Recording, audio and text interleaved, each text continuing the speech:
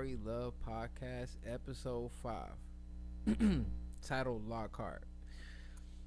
It's funny, it's interesting in timing and stuff like that, because obviously I've been doing the podcast, I'm practicing in real time like I do with everything, apparently. And Lockhart on the tape is the first track on the rapper, right? So to give y'all context, because obviously every episode, at least for these first 11 episodes, it will be based on the album I'm releasing, WVR, the Stoic-Man. And like I said, y'all give me some time to get better at this shit, you know what I'm saying? Because I know I'm long-winded and sometimes I go out, but, everything connect. Anyways, so Lockhart is a love song on the album, right? So this is me taking, my experiences and kind of combining it into one and fitting it into a narrative and a story, right? And to keep it bland as possible, it's me meet it up with my shorty, we get busy, talk about some deep shit, and then I go on to the rest of my day, right? But conceptually and just I'm kind of putting in the song, I'm putting you in the moment, but in the story you'll see how it makes sense once y'all see the once y'all experience the whole tape. So I talked about making Revenge of the Nerd, and I talked about 7 days of manifestation theory. Now I don't know if people know this or not, but the same day I dropped 7 days, excuse me, I'm low-key hella tired. I'm rested and exhausted at the same time. Like, I'm physically rested, but mentally I'm exhausted because there's just been a lot going on. So forgive me if, you know what I'm saying, I'm not in my 100% self, just for context. You know what I mean? So the same day I released 7 days, I also released the Love Tape. Now, the Love Tape is interesting, right? Because this is something I didn't expect, but it's some of my best work. And the reason and maybe not necessarily like quality wise, and I felt like this is my first time actually cutting up samples and all that stuff, but all the songs came from a place of love. And the reason I say that, there was a point in time after I released Revenge of the Nerd, up until 7 days, where there was this space where it felt like I lost everything. You know what I'm saying? I was at one point, just prior, I'm in the car I always wanted. I'm with the women I always wanted to be with. I'm goddamn recording at my crib. You feel me? Like, I'm, got the PS5 with the 70 inch. I'm, just my vanity things. Like, I kind of purged my vanity shit. However, I wasn't progressing in life and in my livelihood, right? For many reasons. In retrospect, it's more so because I just didn't focus on the things that were creating financial stability for myself. Because it's not like these things were so past my comprehension at the time, but because I was so focused on, working on my dreams and, just it really centered on that. Because even when it came to certain opportunities and things I was getting at the time, like the gigs and stuff like that, it's kind of plan B, C, D, E, F, G is to make plan A work. However, if I stuck to the initial plan, especially when I told you about like Dallas and stuff like that, where like I came up across a significant amount of money in a short period of time, being locked in and having my mind in that universe, I kind of took a step back when I was trying to just go straight ahead with my goals. And in retrospect, I wouldn't have changed anything. However, I do understand the importance of balancing the different aspects of your life. So boom. So as I'm going through all these things, it's interesting because it's like there was times where I was like, damn, I don't even know what I'm gonna do, right? But I had to let this energy out. So I'm like, on the, shit, I can't do nothing. Like, I don't know how I'm gonna pay rent in 2 weeks, but fuck it, I'm at the crib. Like, there's not, nothing came up. Let me make something. Let me make use of my time. So that's where a lot of those songs came from, right? So like Love Got Me is a perfect. That's the first song I believe I recorded, which is the first song on the Love tape. And mind you, like 4 or 5 songs out of the Love tape were singles that I released prior to, uh, you know, prior to making these songs or during the making of these songs. I don't know, because I was also trying to, I recently read Russ's book at the time, and he talked about how he was releasing a single a day, um, and I mean not a day, a single a week, and I was challenging myself to do that. But after the first month, I was kind of exhausted. Like, damn, like, especially because it's funny because now I feel like I could do that.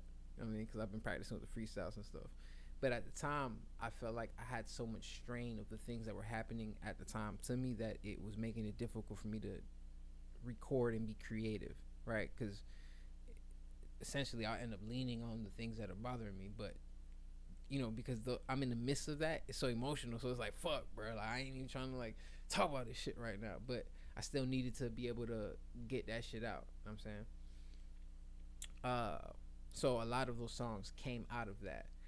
And even with like what I selected for the samples, right? There's some samples that I just came across at random that eventually later on I realized like, oh wow, I didn't even realize that, like the sample for No Way Home. Hold on, man. Hold on, I got it, cause I ain't even. We got to quote directly. Hold on. And No Way Home is the outro on the Love tape. I love that. It's my favorite. It might be my favorite song I recorded. I don't think it's the best song I recorded, but it might be my favorite.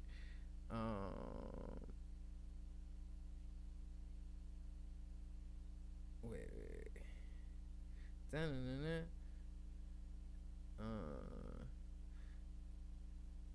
Hold on.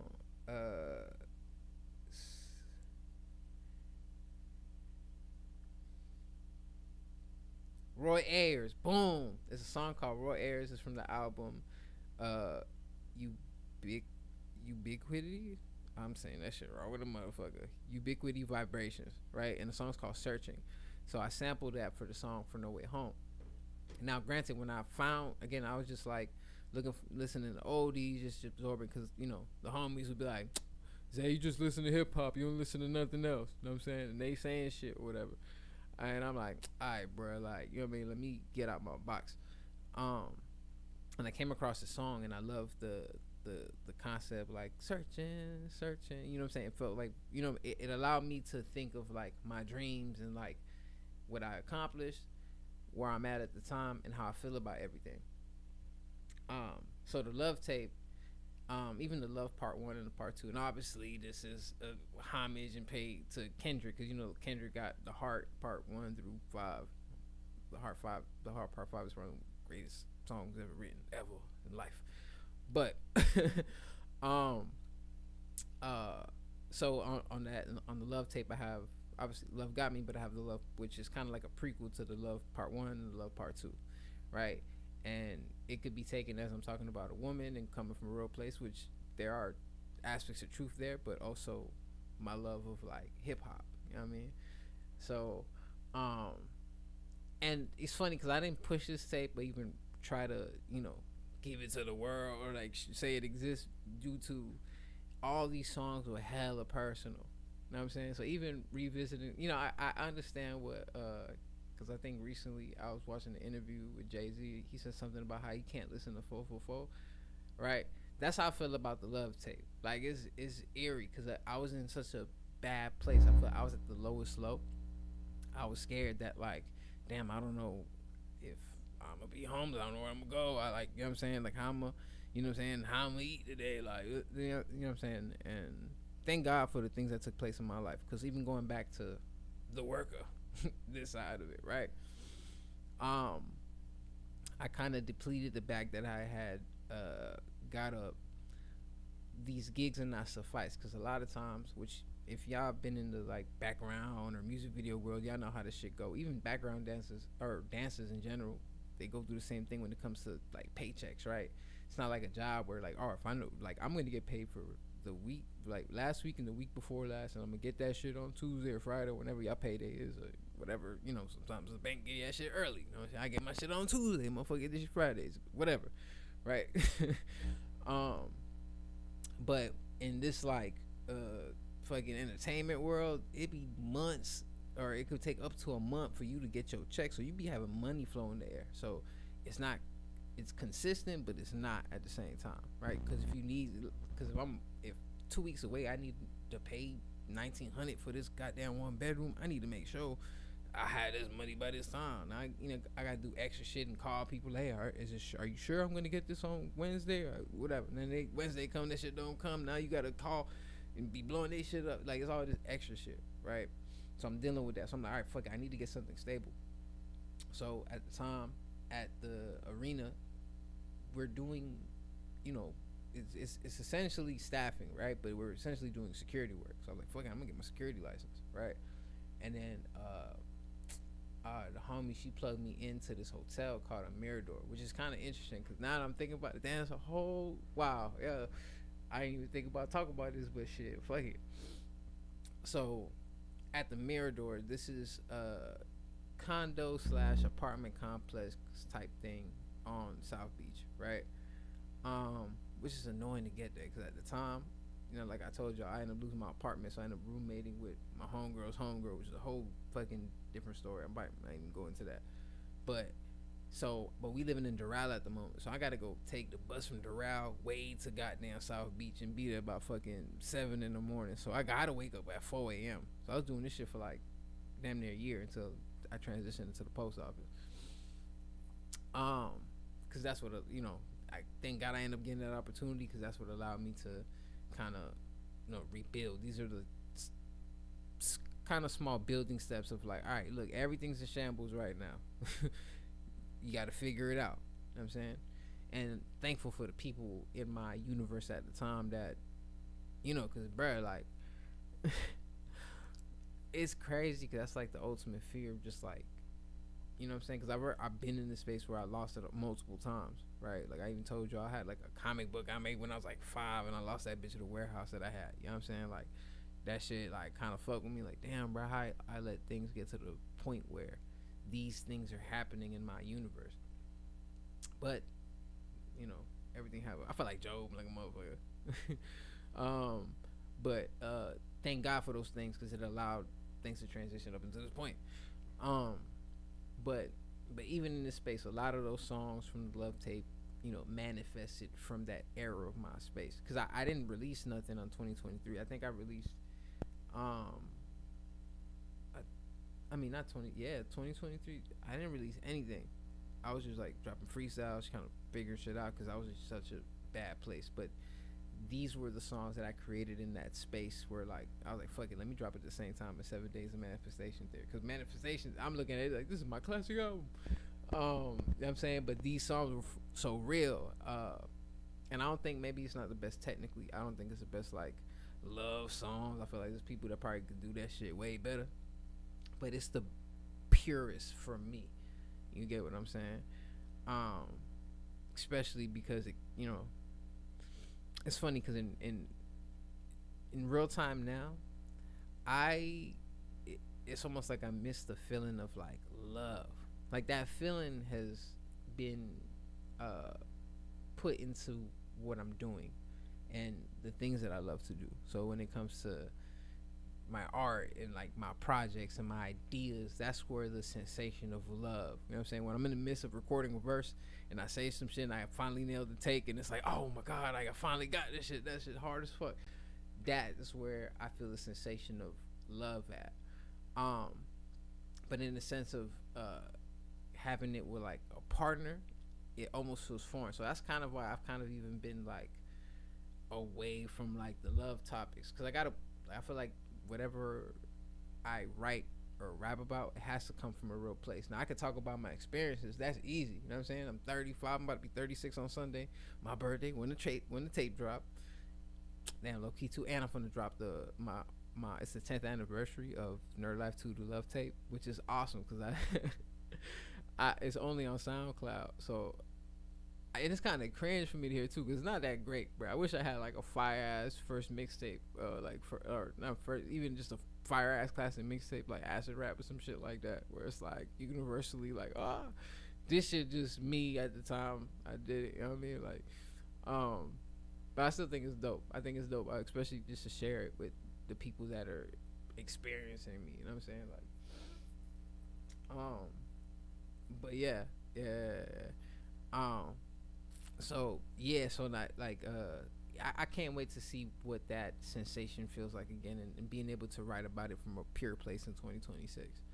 I mean, I'm still writing, like I said, Lockhart. You know what I'm saying? Which is dope because I was able to, because anyone like it's funny now, right? Because I'm like a bachelor and I'm single a motherfucker now. But throughout my 20s, I always been like wifed up. I always had like a wife. You know what I'm saying? Like, or like a 2-3 year relationship, and then whatever, have a little fucking whole period for like 3-4 months, and then fall in love again. My hopeless romantic self. But and now as an adult, I'm like, damn, I gotta be outside for real. Like I don't even. But but it's interesting, right? Because I feel like as a man, I grew up, and then like in certain relationships, you might not be ready for certain things, or you haven't evolved to that person you're becoming. So when you experience certain things with certain people, you see how it's like those experiences you have to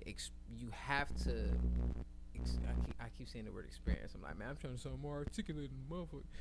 But you have to experience, right, these things, because if you don't know what good is unless you experience the bad, right? And as human beings, like we have room to grow, and I look at life like a fucking RPG game. You know what I'm saying? I'm looking at my skill tree like, okay, cool. You know what I'm saying? I'm getting to writing good. I'm getting to recording good. I'm getting, you know what I'm saying? I'm getting pretty decent production. I got in the 80s.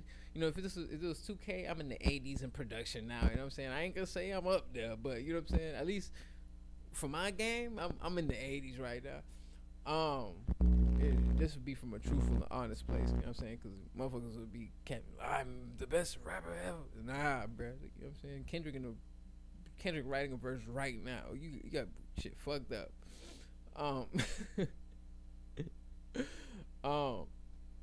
But yeah, anyways, bruh. Fuck, I lost my goddamn train of thought. First counter. See, like, I last episode, I didn't lose my train of thought. You know what I'm saying? We had no lost train of thought counter, but we gonna, alright, one.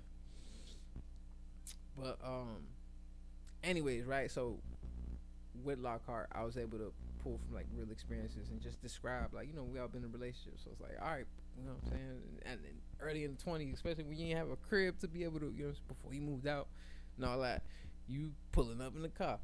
So I thought it was cool in the story to create that, where, like, you know what I'm saying, me and my love interests are like recreating that, just for like the fun of it. What's happening for us? You don't play 2K? That's just, I haven't played in a minute, but I was actually thinking about getting that motherfucker. I ain't even gonna hold you.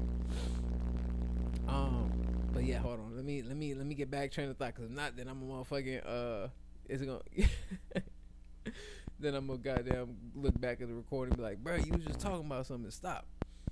I think you got something.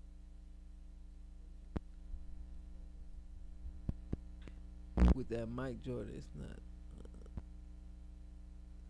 Yeah, I know. I'm still getting the best. I gotta get the equipment better. Cause I seen the first 3 episodes, bro. This shit, the audio's bad. Cause I'm over here talking like this, and I should have had the microphone closer. But you know what I'm saying? We in there. Yeah, I appreciate that. I'm gonna figure that out.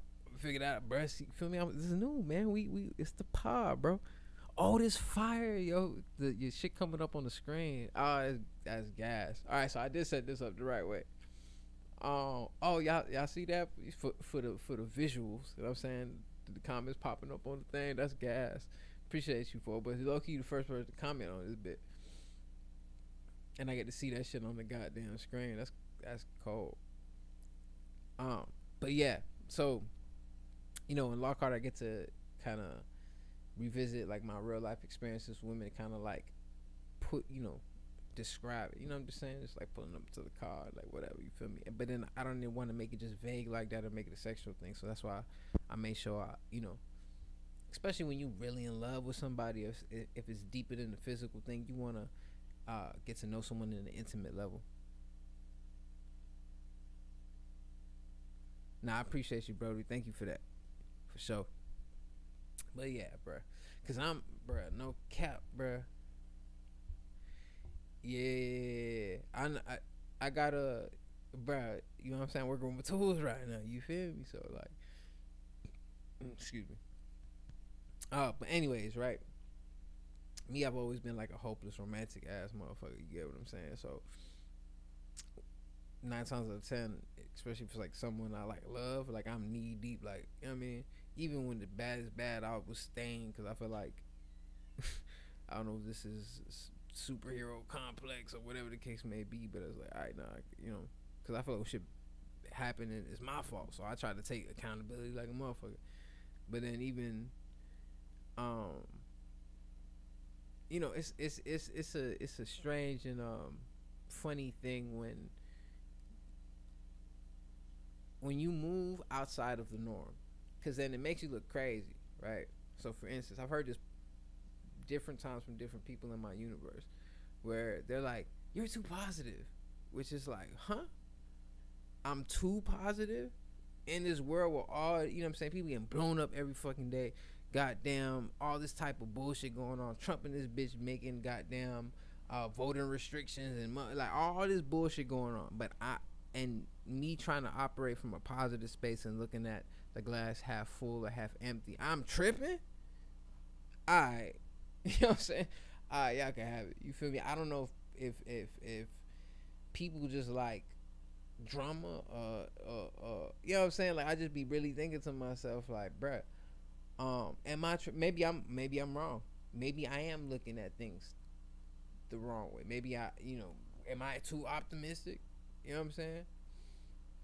But, and then truth be told, like my honest internal, after, you know what I'm saying, clearing, nah, I know I ain't tripping. I'm me. I can't be nothing but me. You know what I'm saying? Like if I love you and you right, I'm gonna say you right.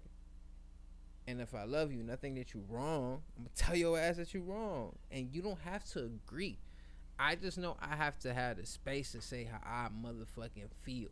You know what I'm saying? And it's not gonna come from, because if you love somebody, the worst thing that you could do is be biased because you fuck with them. You know what I'm saying? And maybe it's a bad thing, but the moment someone tell me some shit going on, I'm trying to look at the opposite side of the coin because you're telling me your side of the coin. Yeah, but I think like I feel you going, and me too. Sometimes like there's a couple things that could press my buttons, and one of the things is like when I feel like I'm not being heard, that shit. Yeah, bro, I feel you, bro. Cause for me, I have such a short patience when I feel like I'm not being heard. When I feel like, bro, I'm trying to elaborate. Cause the thing is, like, even the way I think, bro, I can't give short answers, bro. I can, but I want, my goal is for you to understand me. So I speak the way that I speak because of that, right? And some people is just like, all right, man, whatever, bro. Like everyone's not I have to understand that everybody is not at your same level of like vibration of thought. You get what I'm saying? And not it being a higher or lower thing, just meaning that your frequency operates in a certain space. So at least for me, I'm very cognitive or very mindful of the things that I try to expose my mind to and think about because I understand how that molds things around me. You know what I'm saying? I love watching comedy because I like to laugh. And what happens, things in my universe feel like, it allows me to be in that space. You know what I'm saying? And so you can even tell a lot about a person by the things that they decide to consume and choose to consume. I mean, because even thinking about like algorithm, right? Yo, what's happening? What's happening? Yeah, you're not feeling like you're being heard or say this. Yeah, bro, you gotta you want to be able to feel heard, especially because one thing I can say that I learned from my previous situationship or whatever, not to go into any of that, but was to, even if I'm upset, to learn how to communicate properly. All right, look, we both are not disagree. We're both not on the same page right now. All right, I'm gonna let you be able to get whatever you need to get off, and I'm gonna do my best to listen and not be, not let my ego take place in the situation. You know what I'm saying? And vice versa. And then that's how, even when shit is uncomfortable, those conversations can take place. However, some people is hard to, if they're not used to that, you know what I'm saying? Because that's even something I like before, bro. You told me in my early 20s, bro, I'm right. The fuck is you talking about? I don't want to hear nothing you have to say. I'm right. And then I'll wait, and then, all right, well, I'm sorry, you was right. Woo-woo. Now I'm just like, all right, no, I don't care. Like, if I'm wrong, like, at least be able to have the ability to articulate yourself and explain why you think I'm wrong, and give me the space to listen and absorb what you have to say and respond to whatever you told me. Because even if you say what you have to say and I still feel like, nah, like I still feel this way, it's not necessarily about me trying to prove my point or me trying to prove that I'm right. It's like, hey, I need you to understand me. You know what I mean? I think that should be the goal. People will be so fixated on being right or wrong. And yes, there are things where there is right and wrong. You know what I'm saying? But when it comes to, if two people have love for each other, or you're in a partnership, or you have some type of whatever connection, right? I think the goal should be to understand versus being right or wrong. Because then eventually, when both people understand each other, that'll lead to whatever the right or wrong is mutually. You know what I mean? Sometimes I'll be like, look, I get it, but I'll be, goddamn it, this one ain't going. I mean, yeah, bruh, but shit. Again, it's whatever because there's some shit that's like, if motherfuckers wanna do some bullshit, like, there's a right or wrong, like, nah, you tripping. You know what I mean? But when it come to, like, because let's be honest, a lot of relationships where they fall in is miscommunication. All right, so honestly, right? Because I love my life. I love the relationships I've created. I love the people that I've allowed into my universe, right? So if I were to meet somebody that, like, damn, I'm really interested in this person, like, I really want to talk to her, and this could be something, I want to be transparent with, just like, all right, these are my friends, these are my homegirls, this is my universe, right?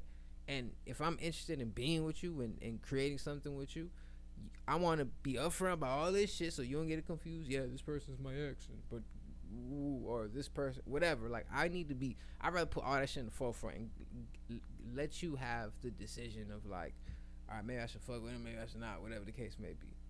Cause I don't want to deal with, you know what I'm saying? Especially, like, at this point, I'm older, bro. Like, I'm just, you know what I mean? I don't need. I'm not trying, you know what I'm saying? If the intention is temporary fun, that gotta be it from the jump, right?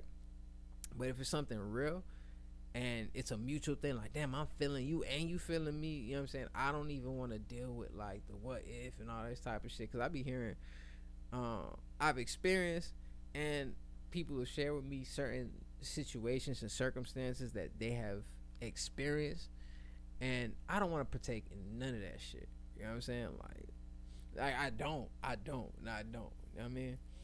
And cause my peace is more important than fucking, bruh. There's certain shit I wish I could talk about, but I don't know if I'm, like, overstepping. You feel me? So, like, I just bear witness to stuff that's just like, nah, bro. Like, I don't want even that to be in my space, cause all right, at least for me, right? I love my dream. I love making music. I love being creative. I love when I have my time to myself, I could engulf in whatever creative endeavors that I have, right? Even in the times where I was in relationships, right? You make time. I feel like there's a perfect balance of, like, making time for yourself, making time for your relationship, making time for your family, and a combination of like all of them together in some capacity, right? But that time for yourself or that time for your dream, like I love having that, right? So when I see people that might be experiencing each other and they dealing with drama that's like, bruh, all that shit could have been prevented if you just admitted that you just admitted that what you did affected this person, and you, it be little small shit that turn into bigger shit because motherfuckers don't actually be um what's the word, like coming into resolve. Because I've been in those spaces where like I might have an argument with my partner and she might feel this way about this and I might feel this way about this, and we didn't come to no resolve, and then the next day we act like none of that shit happened. But what happens, right? The next time there's an issue, the next time there's a fight or whatever the case may be, now this shit popped up. You know what I'm saying? And now she got two on you because now you pissed off today about this, and she brought up some shit that y'all didn't even resolve. Y'all just try to move past it like that shit didn't even happen. You know what I'm saying? So a lot of these problems come from just communication. It's really all just communication, right? So at least for me, I want to be very transparent from the jump, so that way there ain't no surprises. You get what I'm saying? Because at least, and I know how I operate. Like if I'm gonna take something serious, I'm gonna take it serious, and I'm just, like, and whatever. If it line up, cool. If not, then it is what it is. You know what I'm saying? But it's kind of funny, bro, because like I stand on more certain morals and principles, and like,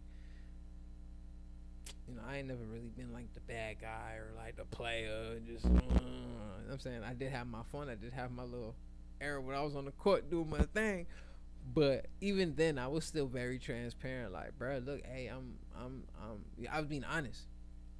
And it's funny, bro. I've been in situations where like I ain't want to be honest, bro, but I had to be just because of how like I ain't gonna be able to sleep knowing that I did some shit behind your back.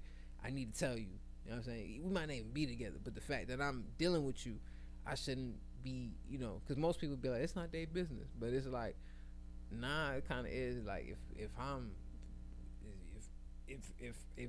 we being intimate and, some random shit happen, and I kind of don't even say nothing, and even if we not like official, like boyfriend, girlfriend, or whatever the case may be, I think it's only right for me to, because I gotta let you have the ability to make the decision to continue fucking with me, because I just went outside and did some shit. You know what I'm saying? And it's funny because the times where I was honest, like I felt like even if circumstances changed, there's a level of respect that was had, because now it's like, all right, well, at least I know you're not gonna lie to me. You know what I'm saying? Like, because I think that's even worse. I don't want to have any reason to lie. You know what I'm saying? Like, unless it's like I get pulled over. It's like, what's it? I don't know. Don't say English. I mean, I'm in Spanish. It's not gonna work. Excuse me. I don't know. I don't speak any Spanish. But outside of that, I don't want to lie, bro. I don't want to lie, bro. Like, it's funny. I share this, right? The other day at the job, that shit got me hot, bro. Cause not to go into nuances of particular things, but I just felt like some bullshit. I got in trouble for some bullshit that I made vocal. Hey, look, this ain't finna be finished by this time from the jump.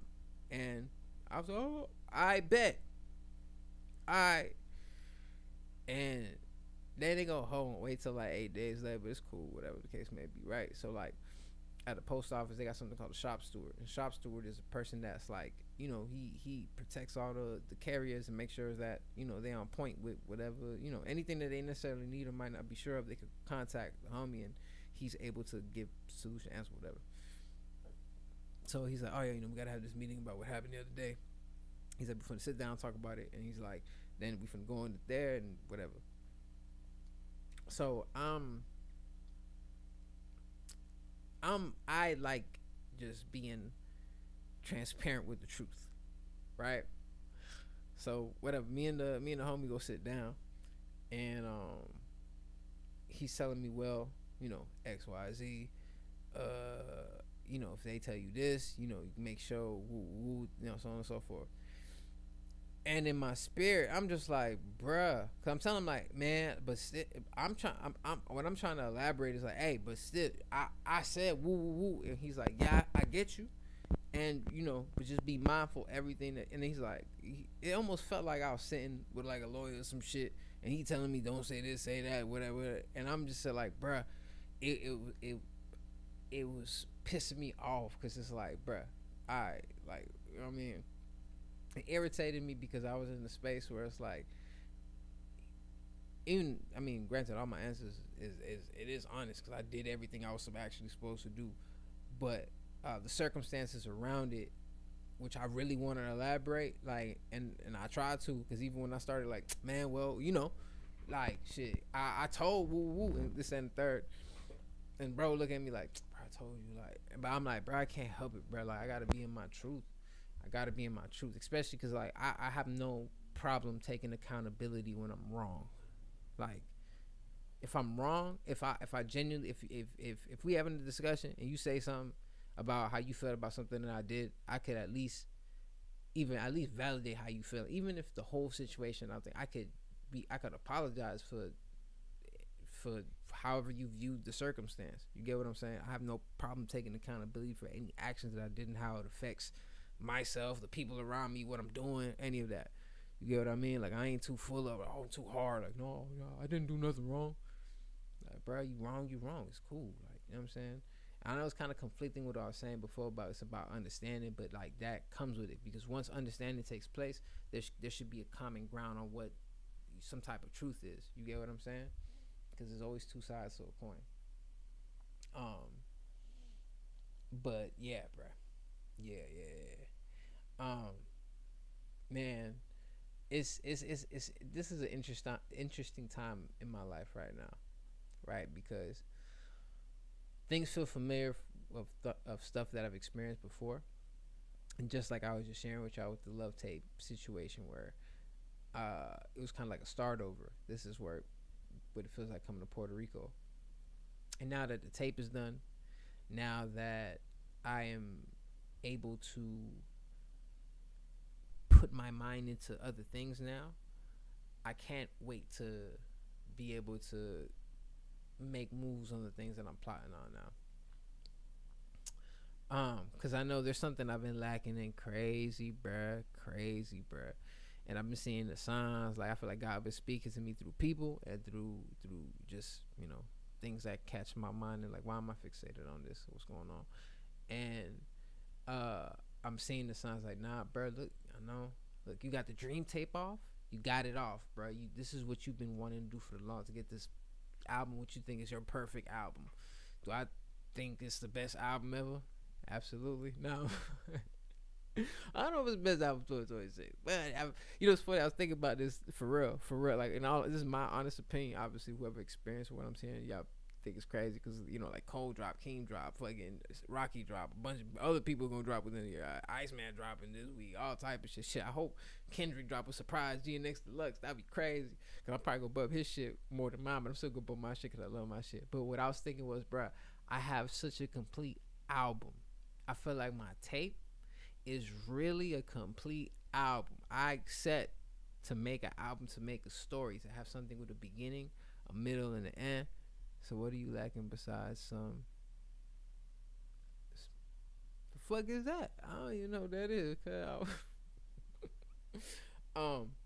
But I finally got something with a beginning, middle, and end. My bad. I understand what that means, bro. So I'm just saying, bro. I have something with a beginning, middle, and end. I got something it feels like it's a complete album, bro. Like, you know what I'm saying, I got to get the songs off. Even I think it's the best because I was listening to WVR, and then I listened to 7 Days of Manifestation Theory earlier this week, just like a revisit, because I was just talking about it. So I'm like, man, let me hear it again. And then when I hear the production on WVR, it's like, whoa, hold on, bro. This is actually hitting crazy now. And especially because I dropped like the raw unmastered version on YouTube. Sonically, I think it's just better. Nah, cuz I don't, bro. Puerto Rico, bro. I'm just eating mofongo and my bullshit of brown rice and chicken and shit, cause I'm getting my soul on. Know what I mean? Uh, I ain't even indulging in all the bullshit. But anyways, yeah, bruh. So I'm really excited cause the next stream is gonna be my birthday stream. I guess it'll be the episode No Stress, or maybe tomorrow too, cause I actually have some time. Wait, do they make vegan?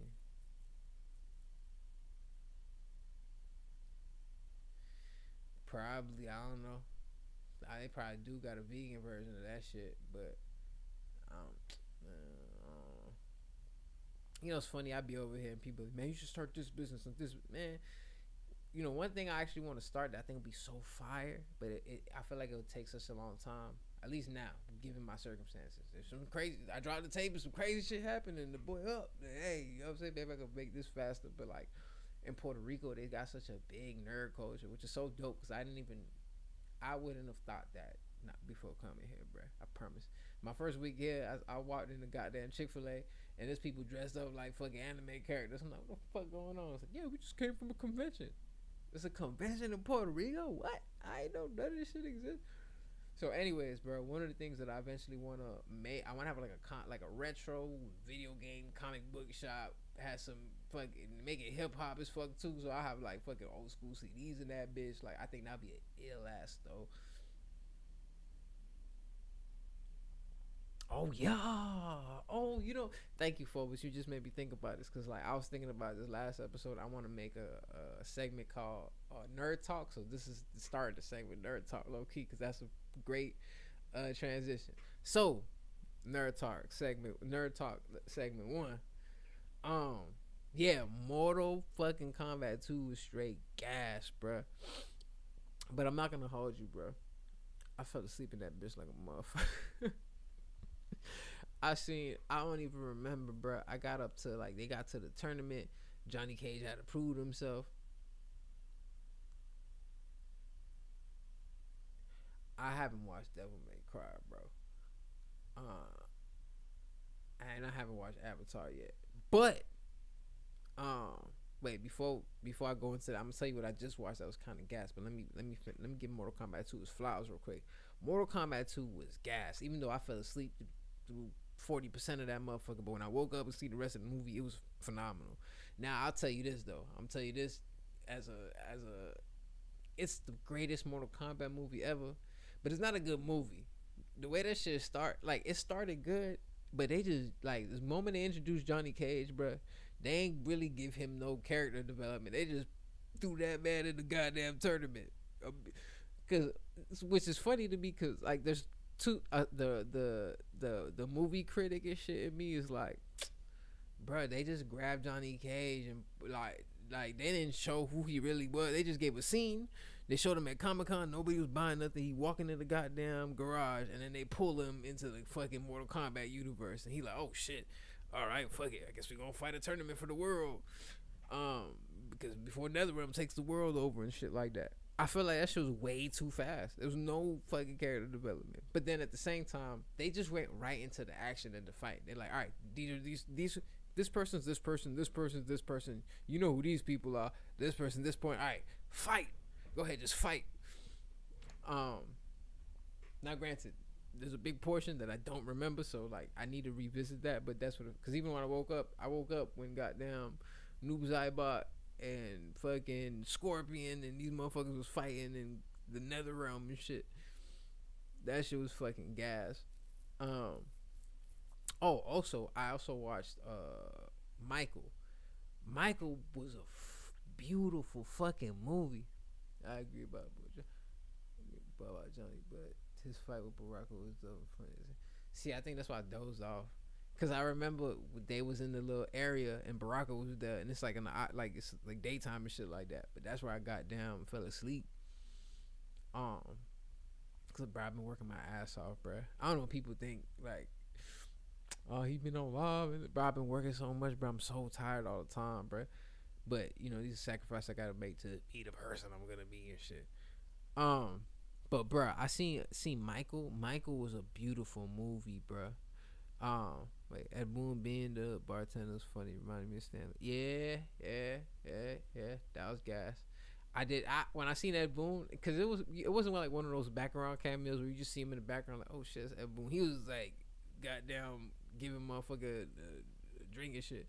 I thought that was cool. But Michael, bruh, I gotta talk about Michael, bro. You know what's funny? I went to see Mortal Kombat before I see Michael, and then when I left, I felt guilty. I was like, fuck, bro, I forgot Michael was out too, and I fell asleep. So I was like, all right, whatever. I'm gonna make up for it. I'm gonna go watch Michael. I seen Michael on Sunday, on Mother's Day. And oh yeah, it was such a phenomenal fucking movie. I was curious as well because like it's a movie about Michael Jackson. So I was wondering like how, cause it's a movie. It has to have a beginning, middle, and end. And I'm so grateful they didn't get into none of the bullshit, and they made it a very tasteful film, and also showing like the life of a child star, like someone who's born into to the showbiz essentially. You get what I'm saying? And not only the struggles he had with that, but how what he did and the impact that he had throughout the what I'm saying. So even the way it ended, I think it ended like in 1988 or 89 or something like that, and he was like after like the Pepsi thing or whatever, and it was showing like it was so dope. It was such an amazing biopic. Yeah, I think it's a great movie. It's filmed great. It looks good. It captures the essence of Michael Jackson. It takes you back to, because even hearing the song, I remember being a kid and like, you know what I'm saying? I'm like, damn, bruh, that's crazy. It's beautiful to be able to, because again, right? It's a difference between like watching a documentary and like people sitting there talking, experiencing it, or someone like recreating moments. And even though it's Hollywood, so they're gonna do things that, but it's beautiful that they made a movie about Michael Jackson that's great and tasteful, and it felt good. It felt really good. You know what I'm saying? When Michael is, even there's a scene where, damn, I forgot the actor's name, bro, but he's the homie from Menace to Society. But young Michael is sitting with the homie, and he's in the mix board, and he's telling him what this means and this means, and you could just see like the curiosity and the happiness in the child of just like, oh, this is dope. Like, oh yeah, I want to learn. You know what I'm saying? And just showing, those aspects of Michael that like, I mean, you probably don't, but you don't think about and just kind of be able to see it. I think that to me, that was one of the fire scenes. Let his dad come in and then he give homie a hug and whatnot and whatever. I just thought, oh, that was dope. That was an ill scene. But I fucked with Michael. What I also watched earlier today, because now that the tape done, there's certain things that I'm trying, like even watching movies again and shit, bro. It's been a minute since I really been watching shit. Like the only thing that I've watched outside of what I just watched has been Yu Yu Hakusho, because y'all know I'm a Dragon Ball Z fan. I got Vegeta tatted on my fucking forearm. Majin Vegeta tatted on my forearm. And Yu Yu Hakusho was created before Dragon Ball, right? And I remember they used to play out Toonami before Dragon Ball Z and fucking Sailor Moon and Rurouni Kenshin and Gundam Wing and so on and so forth. So I remember Yu Yu Hakusho not from front to back, but just in bits and pieces, right? So I started watching it again, and how it opened up in the story, I was so fascinated by like, oh, I'm saying the character passes away, and then he's in the spirit world, but now he has to go back into the physical world and fucking fight these monsters that come from the spirit to the physical world. And I seen how Toriyama, which is the rest in peace, who created Dragon Ball Z, was inspired by Yu Yu Hakusho. And forgive me because I don't remember the oh, that's funny as hell that he would prank on with a different voice.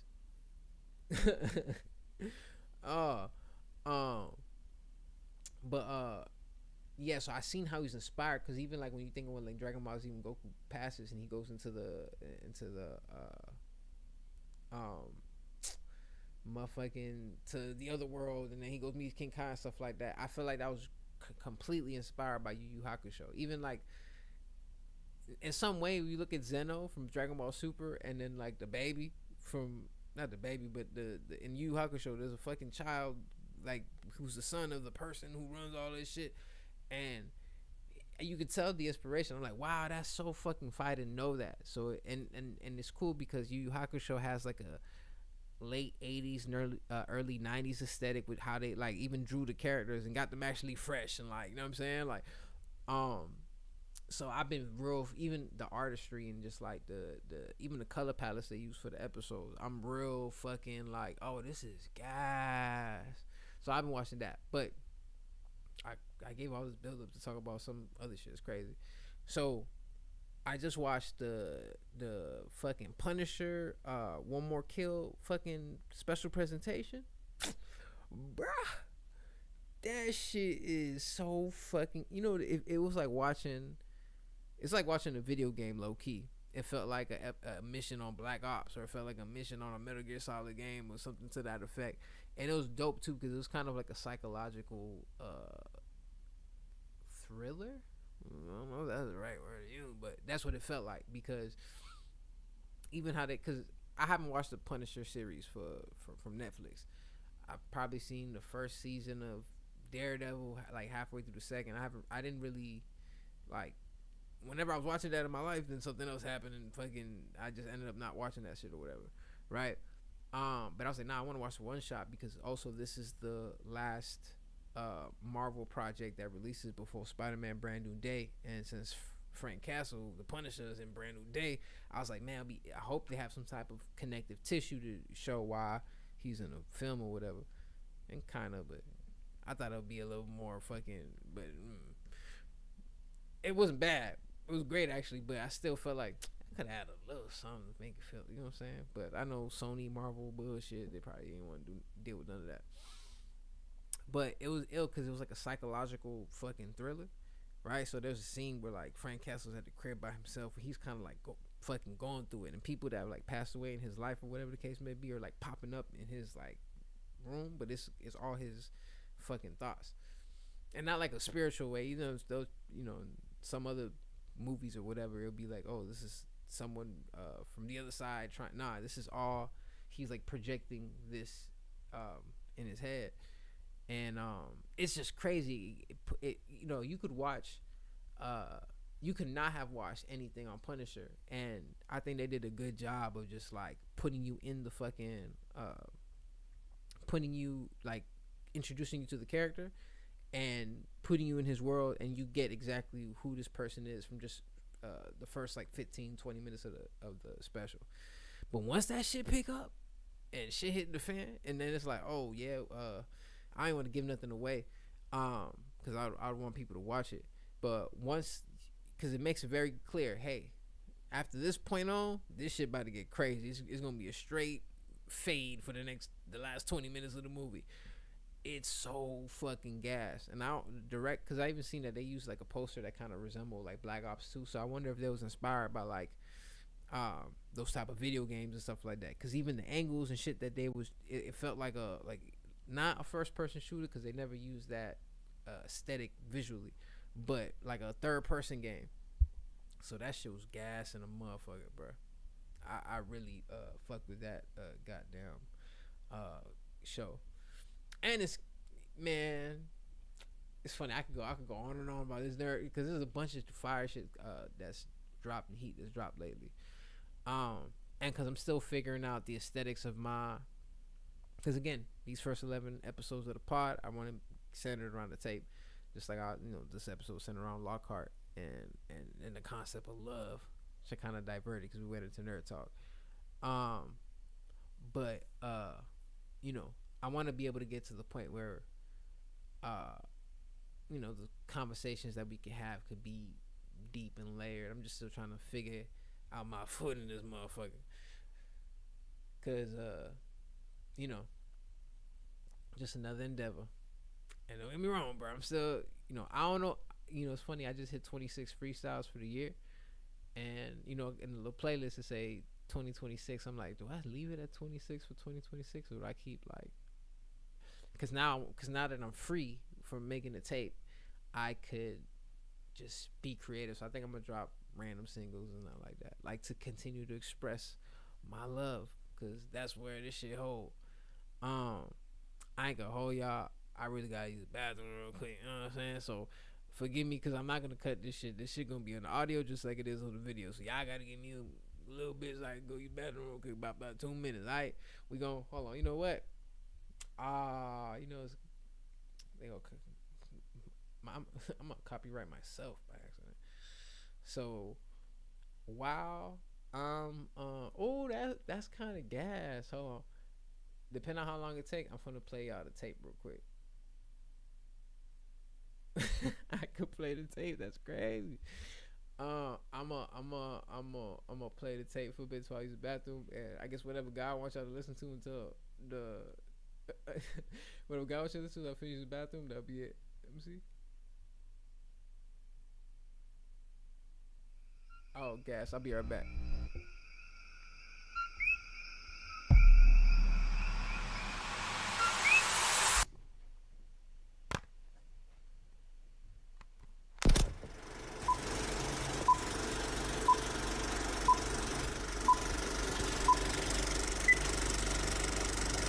It feels like heaven to me. It feels like heaven to me. It feels like heaven to me. It feels like heaven to me. Man, fuck a bus down to Rich Mill, gain value. 5 gold chains, know I idolize Nipsey. Polo everything, except my motherfuckers niggas. I want band brand words on my feet, my G. Wagon man black with the chrome on the trim. No foes on the bitch, cause I grew up in the crib. They can't step with smooth flows in the kitchen. Got a 1-on-1 queen with a cake, washing dishes. See what's in the fridge, like gold on my cut. You know, I walk around, throw it, I ain't even roll up. Connected to the source of my soul, so divine. Turn water into wine with the waves of force. Truth, I know that it's written in the stars. Above is below, this flow from the gods. I know that they feel the connection. Words vibrate at a nature. It feels like heaven to me. This feel like heaven to me. It feels like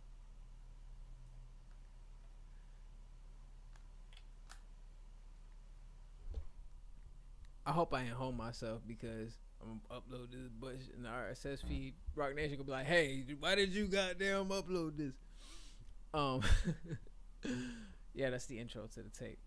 Oh, that's so dope. If I had like thousands of people watching this bitch, that should have been crazy. Like, oh my god, he promoted that first fucking intro to the tape. But it's just, my people right now. You know what I'm saying? Who are watching this now, like later on. So I appreciate everyone that's tapped in. It's interesting, right?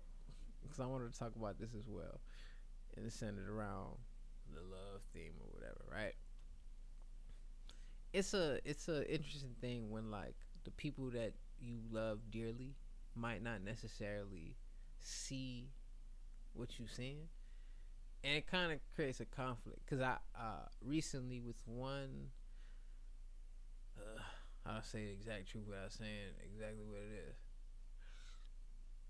I'm always growing, and I'm always doing my best to be the best version of myself. So the moment I acknowledge to myself that, I need to work on this, I make an effort to do that. You know what I'm saying? It ain't no change overnight shit, but I at least point myself in the direction so I can start taking that path, even if it's slow steps or whatever. So sometimes people that love you will look at you with the glasses of the past, right?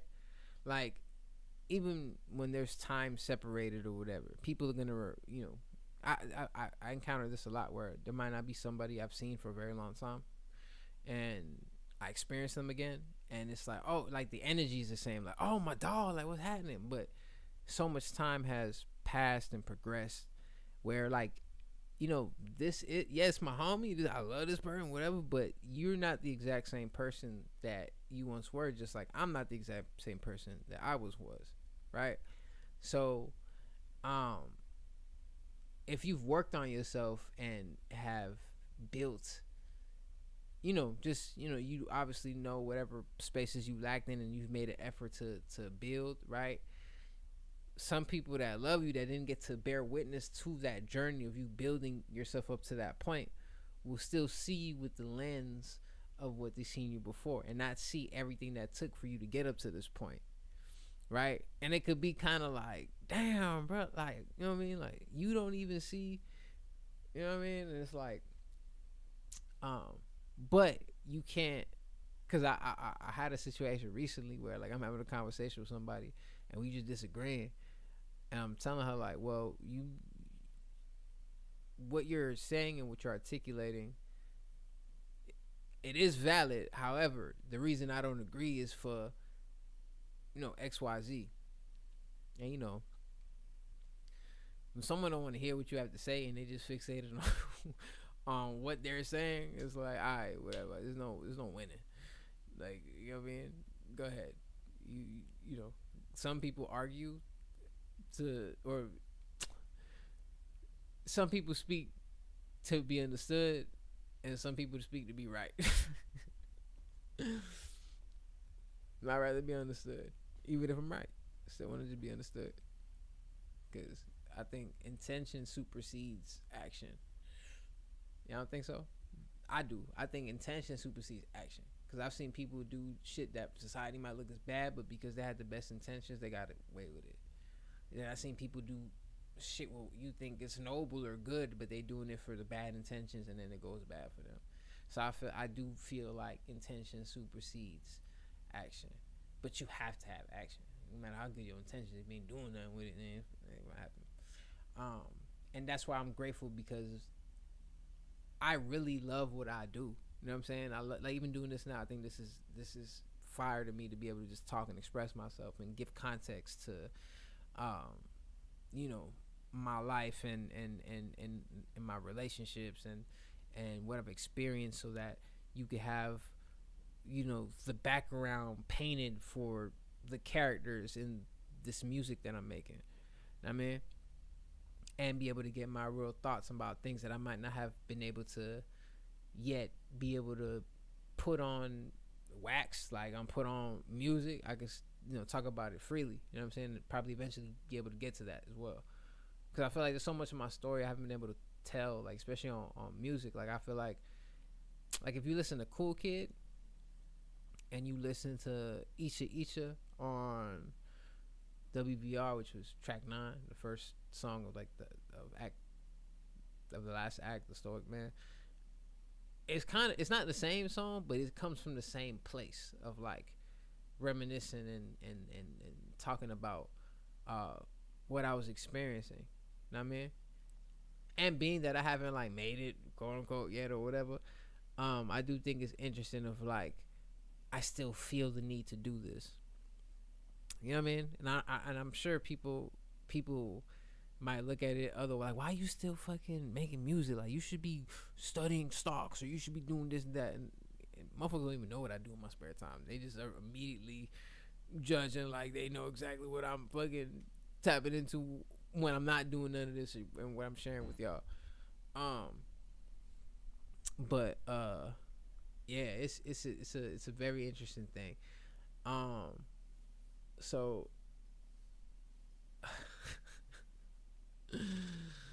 man, trust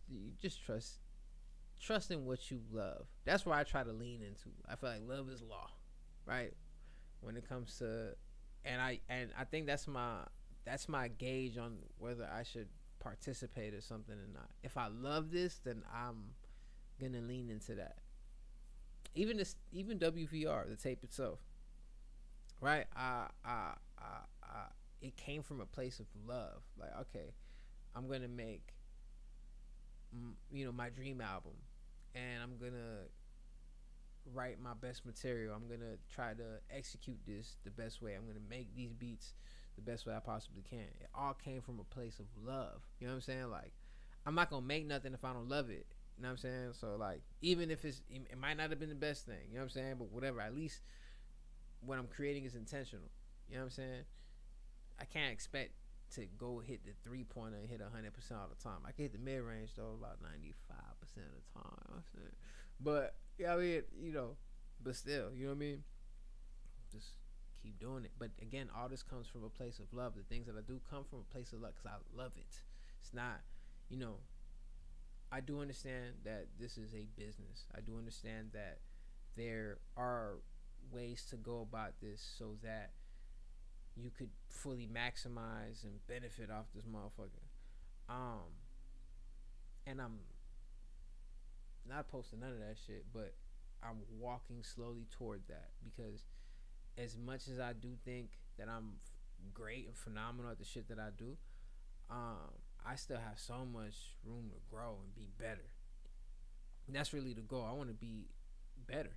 I don't think I'm that great yet. You know what I'm saying? I think I'm great. I think I'm phenomenal, right? Like, don't get me wrong. I think I'm nasty on this motherfucking microphone. You get what I'm saying? Especially being that I've been putting out a whole lot of content, or whole lot of raps at least.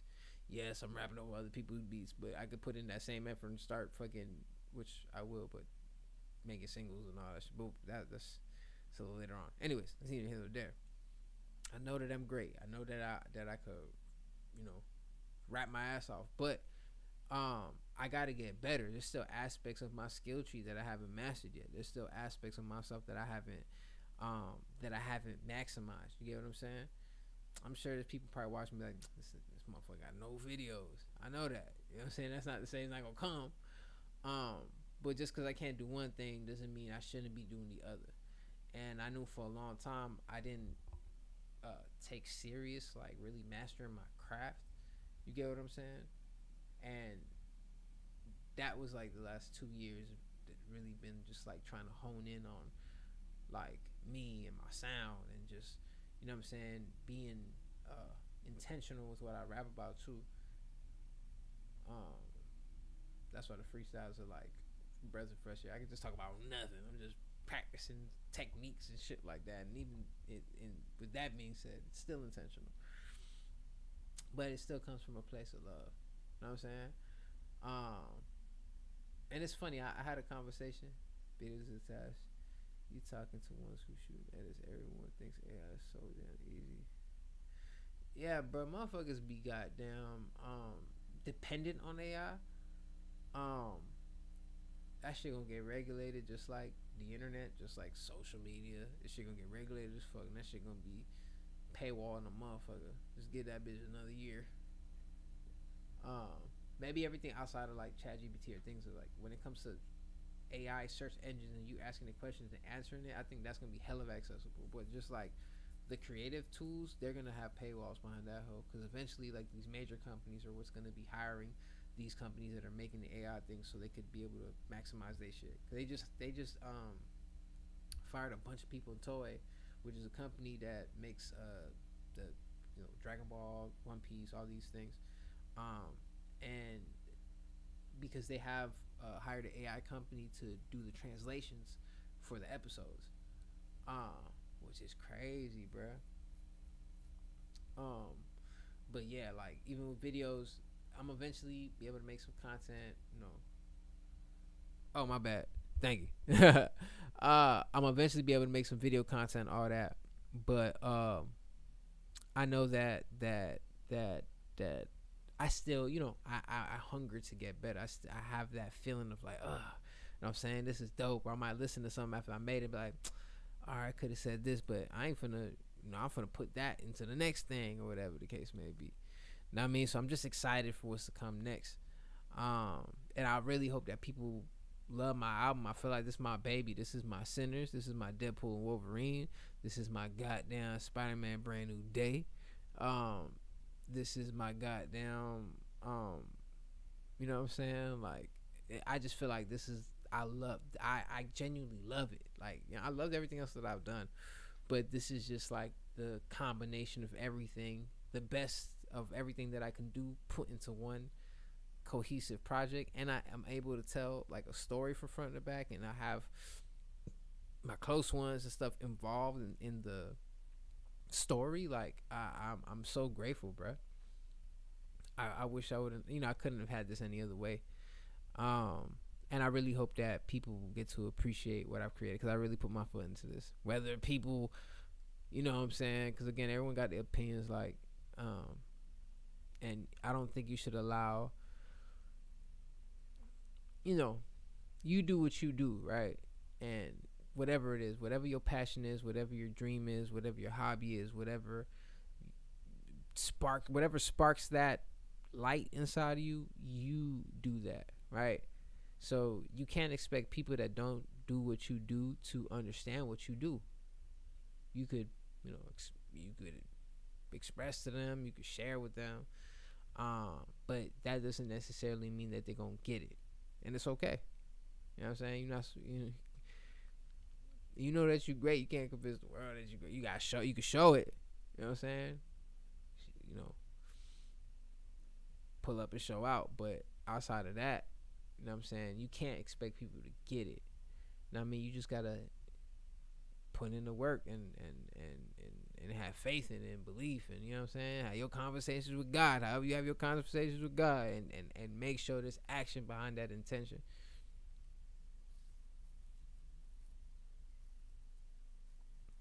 Yeah, bruh. Like, and that's the thing, because there's a difference. People try to project their fears on you. Like, what you deal with and what people deal with and what they fear and what they, and I also think it actually comes from a place of love, to be honest. It comes from a place of like, hey, I fuck with you, so I don't think you should do this because I don't want you to. But at the same time, it is, that's like fear response. You know what I'm saying? Especially if your inner voice is loud, like, hey, no, you gotta do this. Like, you gotta follow that inner voice, because that's God speaking to you. You could close your eyes, but you could think of something, you could see it. You could be in a quiet room and you could say a word in your head and you could hear it. You could have your mouth shut and say something in your mind. It's coming, that's, where is that really coming from? Some science nerd, like, oh, well, technically it's your frontal lobe, and then it's the neurons are passing through this, that, and the third. But no, on a spiritual level, that's your inner self is what connects to God. You know what I mean? Like, or the divine. You know what I'm saying? Whatever you want to call this collective consciousness thing or whatever. You know what I'm saying? Like, I don't want to put my foot in anyone's dogma. I got my own point of views, and unless asked, I'll keep it to myself. And I do believe in God, just for clarity. But yeah, you know what I'm saying? So you have to, follow that. You gotta follow that. You gotta follow your purpose. You know what I'm saying? And sometimes on your path to traveling or doing what you want to do, there are gonna be side quests and things that happen that you're like, what the fuck? I remember someone came into my life when I needed them, right? It didn't transition into nothing, but when, again, it's like the stars align, like, hey, you are at this space, and this is what you're experiencing, and I'm here, whatever, and this is, okay, and feel, she helped me fill a void that I was like, oh, I understood this now, and vice versa, right? But I'm bringing this up to say that this is reading the signs of like the divine, and when certain things transpire and happen, it's meant for something. Like, I had someone make a criticism of me of like, you think of things too deep, everything is not that deep. And I might bet, like, low-key, I beg to differ. You know what I'm saying? Because I see God in everything. You know what I'm saying? Like, I think everything is divine. The fact that I woke up this morning is divine. The fact that I could breathe is divine. That allows me to stay in gratitude. You know what I'm saying? It allows me to be grateful for today, and grateful for, the things that I get to experience, and grateful that every day I still get to, you know what I'm saying, move forward, and for the people that have contributed to my universe to allow me to, you know what I'm saying? Because I'm thinking about, I'm in Puerto Rico right now. My uncle didn't have to let me stay here. He gave me the privilege of being able to, hey, like, I know you get stuff together, just vibe and, figure it out. You know what I'm saying? Shit, the laptop that I got right now, my brother Carl gave me that shit because I was working off a laptop that a fan gave me, which is crazy that I think about it. When I was going back on live on Instagram, like way back when, I remember I had lost my something happened to the computer that I had, and someone that was like a fan at the time gave me their computer. I pulled up somewhere in North Miami, and they get, like, I swear to God, but after, it was so limited to what I could actually do. I was able to create some stuff at the time, but my boy, he ended up getting a new computer. He sent me his gaming laptop. Hence, I was able to record all my albums and even do this podcast now with the laptop. You know what I'm saying? But that doesn't exist if it wasn't for my dog. Same thing with my interface. When I started making beats and I started like, oh, I could record myself. You know what I'm saying? I ended up getting the interface from Fat Boy's brother, Jonathan. And you know what I'm saying? So boom, I could record. You know what I'm saying? This mic, me and Fat Boy was looking for mics, and at this point I've kind of like studied, I went to school, so I kind of understand, like, I don't want a figure 8 mic, I want a Omni mic, and because the spectrum of sound, like, you know what I'm saying? But I'm like, I can't afford an $800 mic, but shit, let's get the $600 mic that's on sale, and for $400. And my main laptop is 10 years old, 10 years later. Damn, you was playing Crimson Desert on the laptop? That's gas. See, you probably upgraded your hoe. But yeah, you know what I'm saying? Like the everything that I essentially have that's allowing me to chase and follow my dreams. A lot of these things have been contributed to the people that genuinely love me. You know what I'm saying? And I'm grateful, bro. Like, I'm so grateful because I know a lot of people, and a whole lot of people, right? There's people that obviously, if we're in the same space, it's gonna be nothing but love because it's always been love, right? But I've the rebel in me or whatever. I've always been not necessarily a loner, but I'm just grateful that I have like kind of like my pack, and people that hold me accountable and shit. Don't give a fuck about how I feel about shit. Even if, oh, you mad about this? All right, well, fuck it.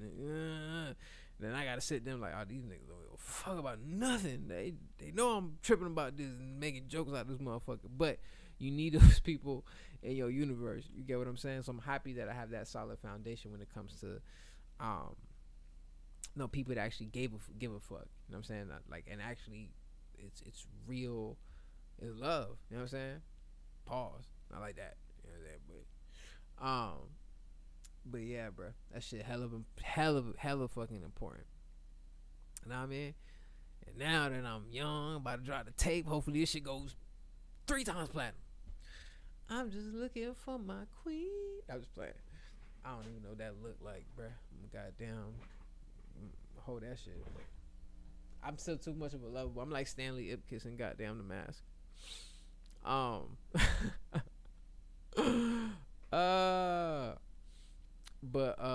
Yeah, bruh.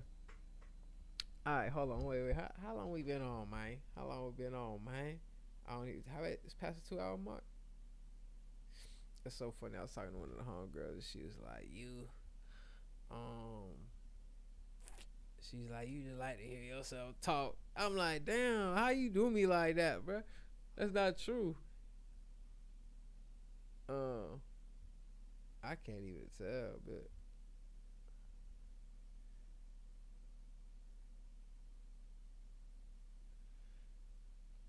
damn, it's only been 20 minutes? That's cap. Ain't no way I was just, this bitch said 20 minutes. That was cap. Watching this now, like, later on.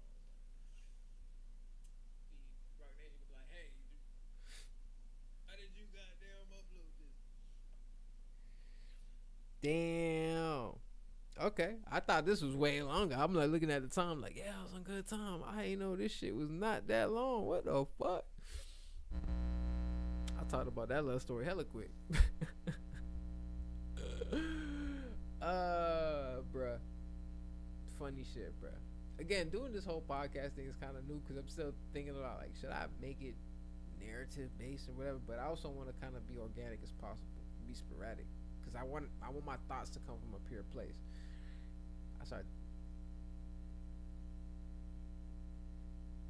My PlayStation crapped out. Nah, but I'm streaming from the goddamn on the laptop. I don't know. Maybe when I shut this shit off, it'll be a little different. I don't know, man.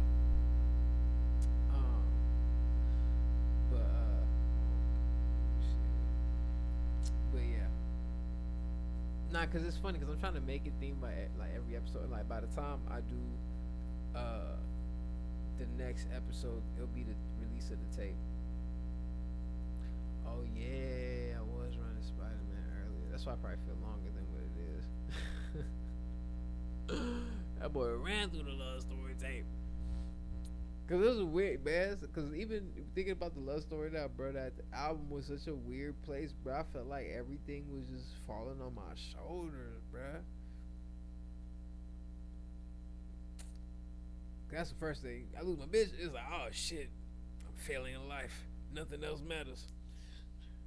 And then all the other shit was just happening at the same time. Like, bro, what the fuck? But I share this because I want people to learn from my experiences, or and kind of and also get a gauge on who I am. You know what I mean, like, and how I handle things, or how I handle adversity and stuff like that. Cause I'm not gonna get, obviously I'm gonna get my side of the coin, and I'm not perfect. I've hold so many fucking times. As spiritual and as positive that I am, I could be negative and be in, what I'm saying, especially when I'm like, cause I'm a passionate motherfucker. I'm a Taurus, bro. So I'm lovey dovey and all cool 90% of the time, but when I'm in that 10% of like, like, bro, shit got me. I really be there. That energy feel heavy.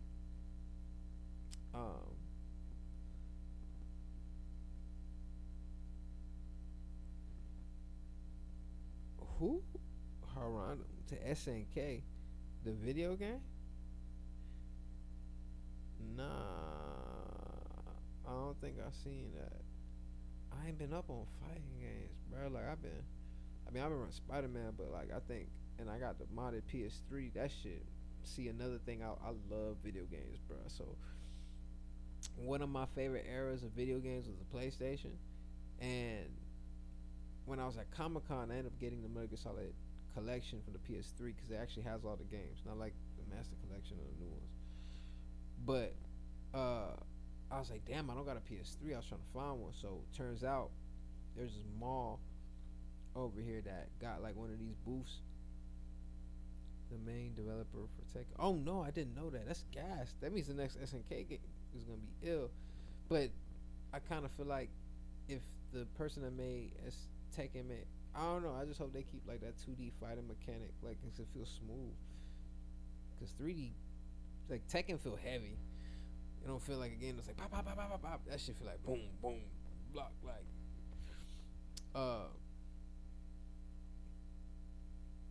Yeah, nah.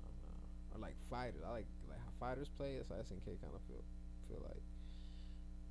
Damn, I lost train of thought. Skill point 2.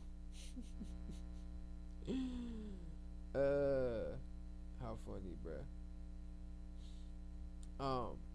But yeah, no. So I got the modded PS3, and this shit's so gas because I could just download shit for the record and for YouTube, whatever, all the type of stuff. All the games that I've downloaded on my PS3, I've owned a physical copy for it, so I ain't trying to get in trouble for that bitch.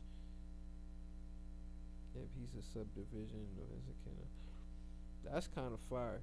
I would think. I mean, if he worked on Tekken, then them motherfuckers is just, that's a whole, it's a legacy video game. So I think I just hope they don't, again, because I don't even know what his role is. Like, he's just looking over development of the game, like, or if he's responsible for how the gameplay mechanics actually lead up. I don't know. Shit, I was actually surprised the other day. Somebody told me like, "Oh, I don't fuck with Dragon Ball Sparking." Huh? You don't fuck with Sparking? It's the greatest Dragon Ball Z game of all fucking time. You crazy? And I love. See, I guess this is a good episode about the things that I love. I love Dragon Ball Z. Y'all know that. I love Dragon Ball Z. I think I'm Gohan. Like, in my universe, I'm Gohan. My favorite character is Vegeta. I think he's gonna create a new game. I'm excited. Yeah, there's some fire ass games coming out. And speaking of that, with Dragon Ball, the Sparking is about to have an expansion where they add 30 more characters or something. That shit's gonna be fire. That shit's gonna be fire.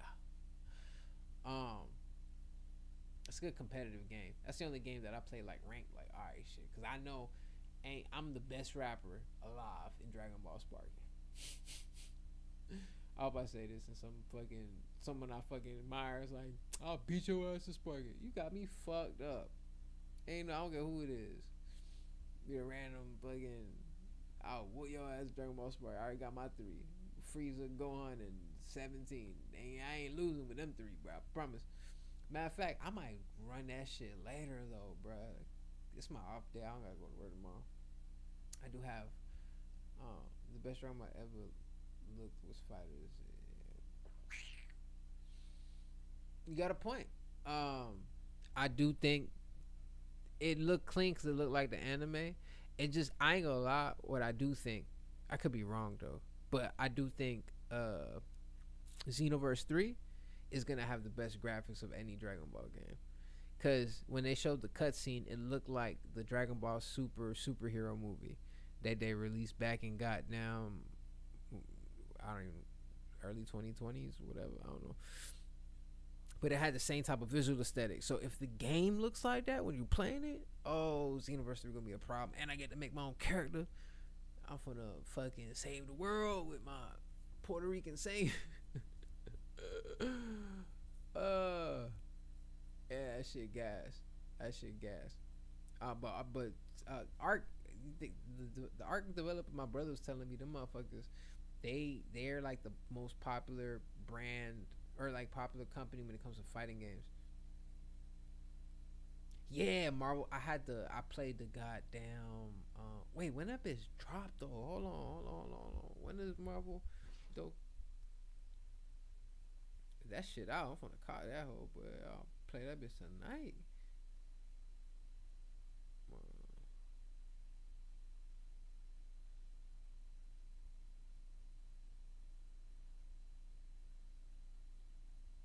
It's not out.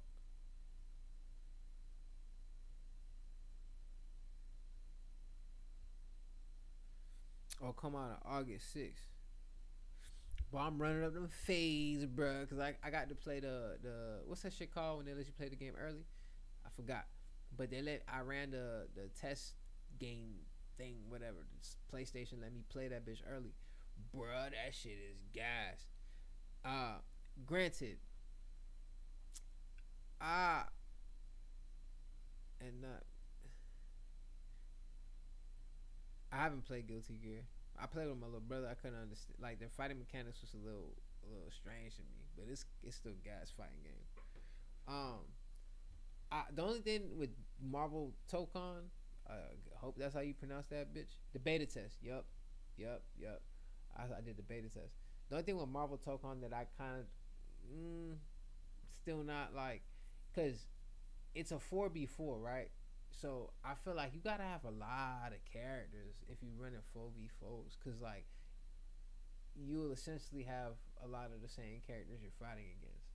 So I hope when they drop the game that it has like a good amount of characters, cause that'll make the game feel, at least from my point of view.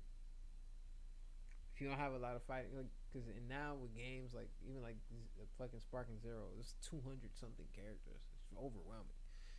But that's what allows you to kind of like, I mean, you mess with 2X kill. Nah, bruh. I've been on some, outside of playing Spider-Man like I played earlier, I've been fucking running old school games. I beat Peace Walker recently. I ain't do the secret ending, but I at least beat the main story, cause I never beat that game.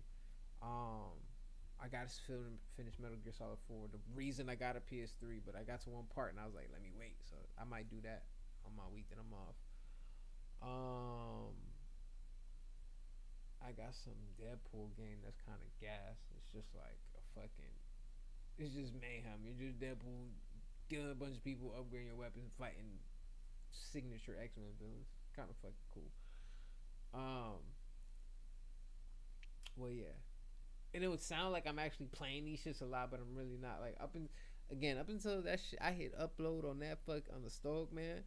I was just, all my spare time was dedicated to just making sure the tape was good. Even if I played something for a little bit, it was just kind of like a break from working on it. So Uh, I really got down. Finally have some free time, but I'm gonna make some time for me. Like Spider-Man, Amaury Love has been in the forefront doing that. I think Peter got to get a little, got to get some, I gotta have a little balance. So especially that I got a week off starting May 18th. My goal, I told you I'm gonna travel to Ireland. I can't wait. I can't wait to go to because I haven't been to where my dad's from. My dad's from Saint Germain. So I just want to be in that energy because I feel like since my dad is older, he's in his 70s. Like I ain't getting to really connect with his side of the family. The only person that I've here is like his one of his sisters or my aunt. So that's someone I have to tap into soon too. And yeah, bruh. Yeah. It's I just can't wait to have it because I gotta, you know, especially when you're creative mode. My bad. Especially when you're creative mode, you're constantly pushing out and pouring out. It's in this part of my universe is trying to pour into my cup. And this time in the universe sound crazy. I'm trying to talk all esoteric and shit. At this time in my life, I'm working into pouring back into me. Like there's a lot of stuff. I got games that I haven't beat. I got movies I haven't watched. I have books that I haven't read. Like, bro, look at this shit. I got a whole. This shit gas. So you have the Spider-Man. Oh, y'all can see right here. This is the Spider-Man Superman issue. This is the first one. Right? I mean, Superman Spider-Man. This is the DC one. And then you got part 2, which is Spider-Man and Superman. Right? Got this shit hot little minute ago. And I still haven't read this motherfucker. I got the whole series of the Spiral, whatever. It's a new whatever happened in the Amazing Spider-Man, which is wild. God. I'll pull the camera back, but I ain't trying to do all that. Fuck around with the wires. But I got just a lot of stuff that I have, not that I've been neglecting, but like I've been just meaning to get into. So I think I'll have the perfect time now with this break to kind of just like reabsorb. Especially, I'm so inspired now. You know what I'm saying? But I'm also trying to figure out like I told y'all before, every time I go into a tape, I approach it I approach it a new way. Right? Like how this time I wrote the lyrics, then I made the beats, then I recorded it, then I mixed it, and I did everything one by one. Like I recorded I wrote all the songs first before I fucking recorded made a beat. Then I made all the beats, and whatever. So this time around, I think I'm approaching it a little differently, where like I'm gonna lean into the production first, and walk into, and have the thoughts and ideas in mind. But I think I'm gonna start with production and then go into the writing aspect and see how that affects my creativity, which this time, versus how I did it this time, which was first the writing and then the production came after the fact. So we're gonna see how that plays a part into this whole like creative space. But I'm just excited about what's to come, and to the people that's tapped in and to the experiencing me and all that. I'm really grateful. Because even at this point in my life, bro, even people I love, bro, be saying some like discouraging shit low key, and I'm like, damn, bro, like, man, it's when it comes from strangers, I really don't give a fuck. But when it comes from people I love, that shit kind of look different. Like, I love you. How you finna say some bullshit like that? Like, that shit ain't true. Strangers and the internet, and I really that won't affect me because I actually don't care. I care for the people that fuck with it. Like, I'm grateful for that. But like people that I don't know you. Like, why should that even affect my energy in any type of way? But when I fuck with you, that's when it's like, oh nah, I fuck with you. Like, how you finna? Alright. So, but yeah, but damn, man. Thank y'all for real.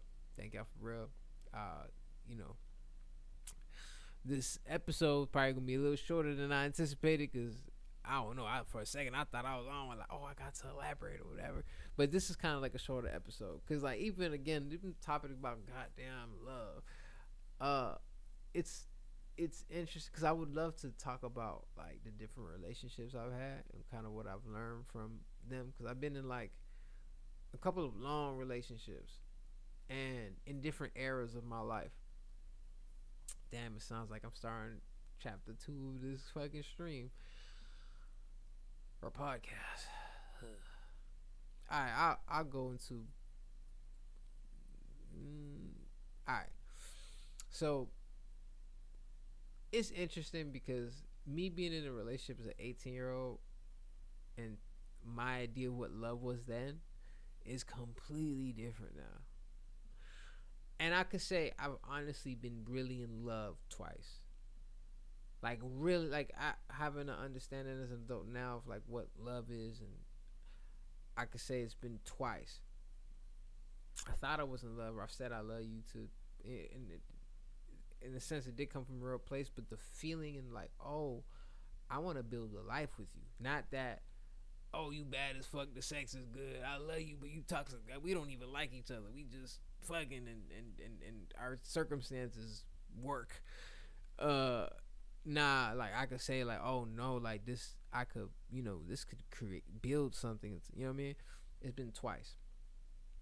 And the 2 times that I've been in love were both kind of the reasons that I loved one person and the reasons why I love the other person, almost different. You know what I mean? And I'm a Taurus, right? So like, I lead by love. I'm default love. I'm the lovey-dovey motherfucker. Like, you know what I'm saying? Once I'm in, it's like, all right, but what? This is my queen. You got me fucked up. Wrap you out here when you're not around. And that's bad too, because when I ain't got my shit together, then the world's waiting. They always be like, oh no, I can't, I'm gonna lose her. What Pac said when he was like, afraid you leave me for somebody that's richer.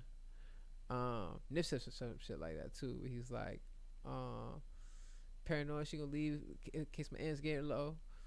Yeah, you know what I'm saying? And it's interesting. Damn, bruh. See, I ain't trying to really go crazy, go to deep, because I would, but it'd probably be different if someone was asking me questions, so I'm kind of cautious of, like, the things that I talk about. But in the spaces where I, in those 2 different circumstances where I was really in love, I was in different places as a man at the time, right? So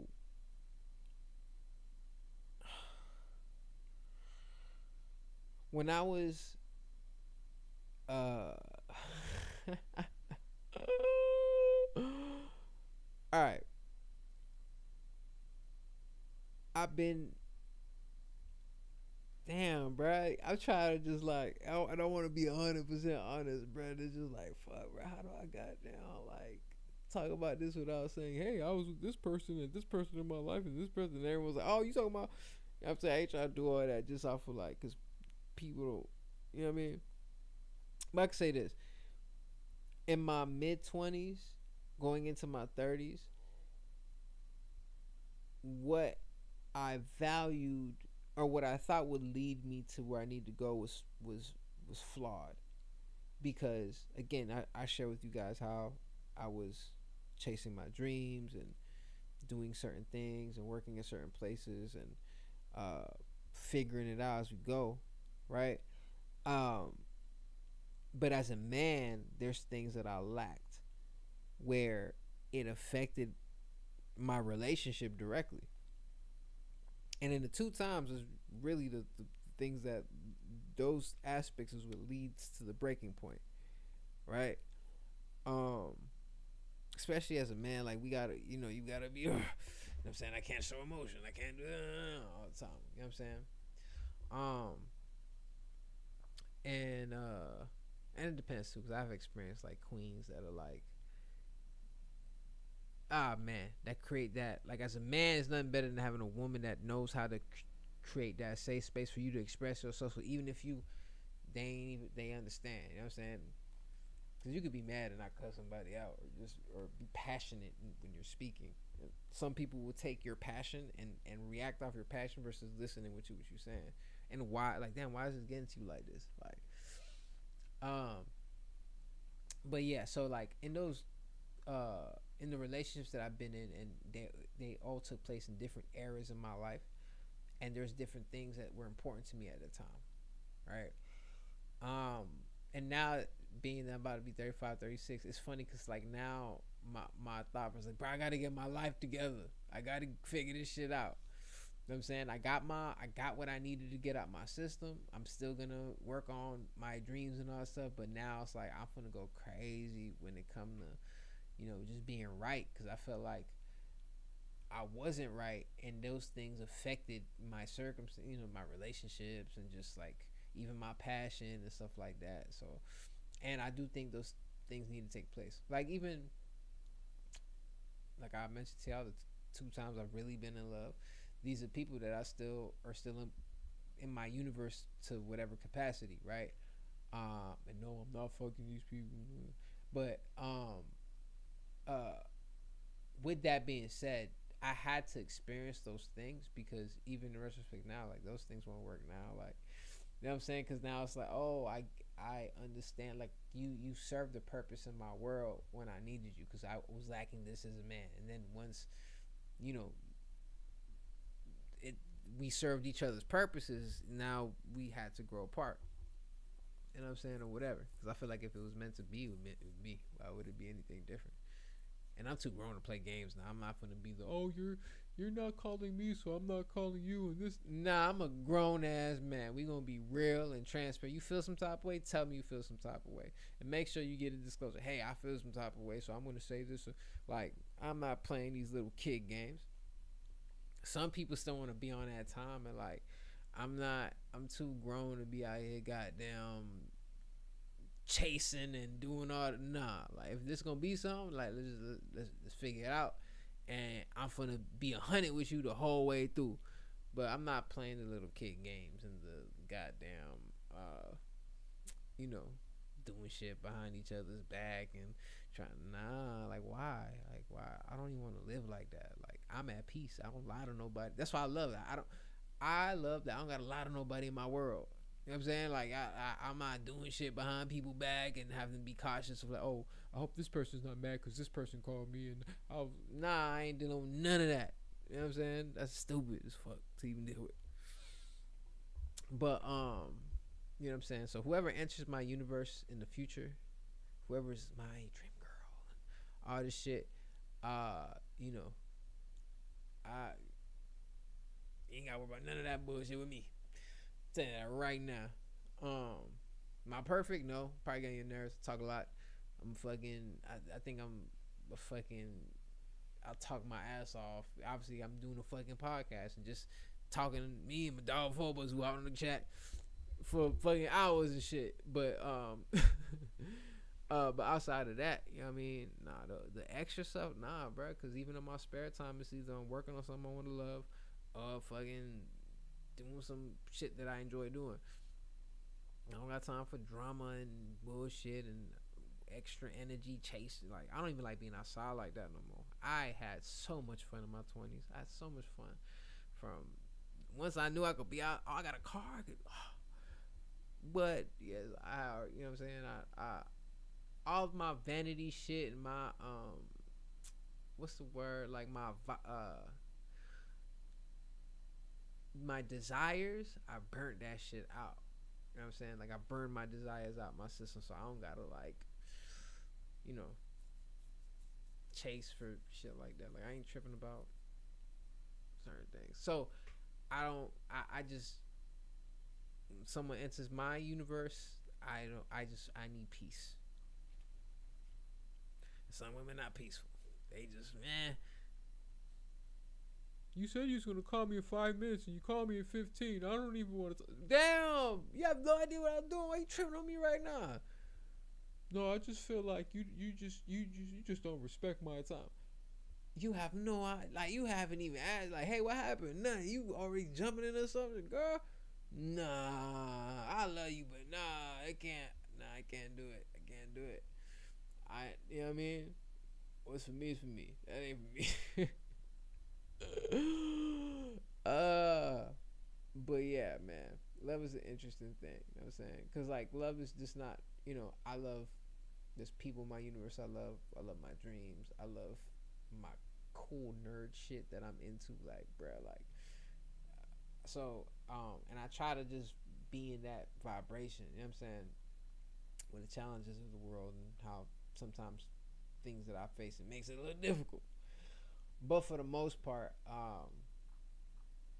I'm really in gratitude. You know what I'm saying? That I get to operate from a place like this, and I don't have to deal with stuff I don't got to deal with. You know what I mean, even earlier today, I had a disagreement with somebody, and I it be the people that love you that feel like they can just talk to you any type of way type shit, cause they just like, and I'm just like, nah, yeah, I love you, but nah, we not doing that. Like, it's cool. It's cool. I ain't even finna, like, misery likes company. So if you want to do all that, that's fine. I ain't even tripping about none of that. Because bro, I'm on an island right now, bro. You know what I'm saying? The only stress that comes with the island is the job. But shit, I chose to work here, and I'm finna try to get this money so I could create my freedom. So, you know, I choose to suffer through that way. But outside of that, bro, I'm on an island whipping around doing my thing. I ain't tripping about shit that got nothing to do with me, man. I'm happy. For real. I'm happy, bro, because I was just dealing with so much, bro, for a long time. And now that, like, things are a little better, I am in gratitude. You know what I'm saying? I'm going to take full advantage of this and make the best out of this situation possible, because I feel like God gave me a second chance. And I'm not spitting in the face of the people that believed in me and helped me even get to this point. You know what I'm saying? So I gotta take full advantage, bro. So I can, and you know, and I hope, because again, as a man, I love women, and I want to make sure that whoever I'm with, I could be my best version for them. You know what I'm saying? It's funny, I was just thinking about it, because a lot of my friends have kids and shit now, right? And I think about that too, like, damn, if I was, because even if I, like, once I become like a dad and shit like that, there's just certain things that I know I can't be smoking and shit like all fucking day or whatever the case may be, like a child, or like you gotta operate and move in a certain thing. And I realize that maybe this might be aspects of myself that I haven't overcome or built for me to, you know, that I feel like now I would want to be there before this happened. And I could wait. I ain't tripping. Like, you know what I'm saying? Like, I ain't rushing in that, especially with someone, you know, I hope it line up for real. But I think about these things like, man, I still got so much room to grow.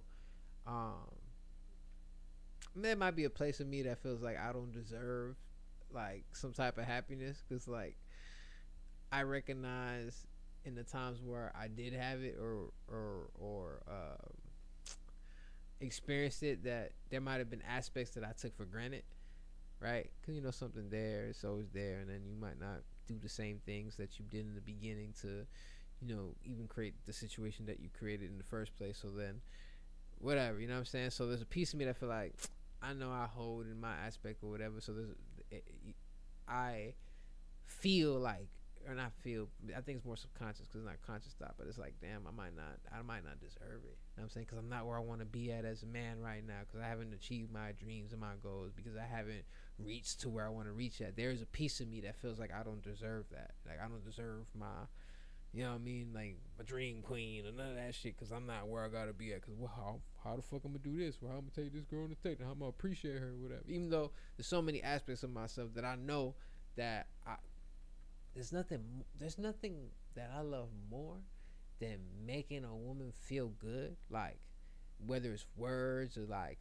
a massage or just, you know, physical, you know what I'm saying, or just even glowing her up, making her feel like the most beautiful woman on the planet. I mean, like, I get something out of that. I do get something out of making, you know what I'm saying, like, you know, happy wife, happy life. Little woman dead in her eyes and let her make her feel like the most beautiful woman in the world. And I mean that shit too. At that specific moment, yes, that's what I mean.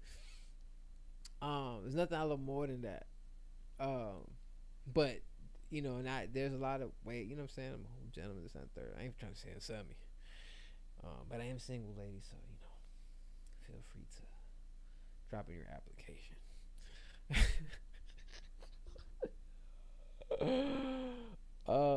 But yeah, but then where I'm at in life and like even monetary wise and shit like that, there is a piece of me that found none of that shit because I got to get my life together. TK Kirkland, like, you know, he's like, you don't deserve. He's like, you shouldn't be getting no pussy unless you got $30,000 in the bank. He's like, pussy is for motherfuckers that accomplish nothing. If you ain't accomplished, nigga, you don't deserve no pussy. Damn, TK, is your fault, bro. I got that spiritual blockage in me because I heard them words. So I was just playing, but I feel that way though. I do feel that way. So you know, as we'll see what come and all that type of shit like that. But I think this was a cool episode. You know what I mean? Phobos, thank you for tapping into the live. That shit was fire. This is my perspective on love and like the love tape. I didn't really go through all the songs on the love tape, but I think that, you know, if you a fan, if you fuck with the music and stuff like that, I think this would be a dope.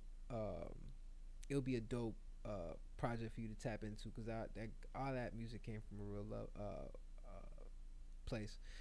Lockhart is out on all streaming platforms now, and no stress. And the tape drops Sunday, y'all. This might be the dopest album ever. Or I might get 2 listeners or 2 million listeners. Who knows? Whatever God wants. But anyways, this is the Amaury Love Podcast. Y'all stay in high vibration and all that cool positive shit. I'm gonna holler at y'all next time. Peace.